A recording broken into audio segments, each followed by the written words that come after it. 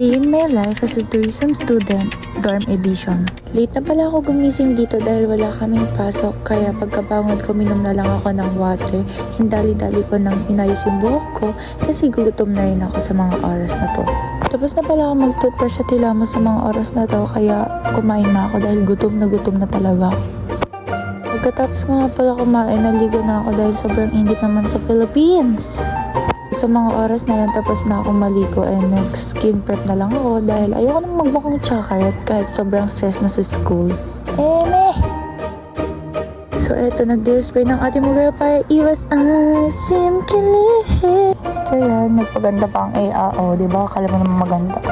Siyempre, sa tourism student, wag purong paganda, mag-review ka din.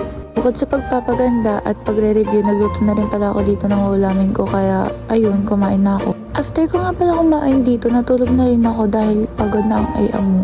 Hapon na pala ako nagising dito, kaya naman dali-dali na ako lumabas para mag-review ulit dahil may quiz na naman po kami.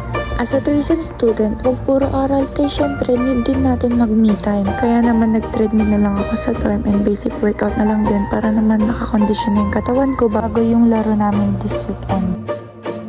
Hindi na pala ako nakapag-video dito pero tapos na ako kumain at mag-half bath, kaya naman dito ko natatapusin ang aking mini vlog. Bye guys! Thank you for watching!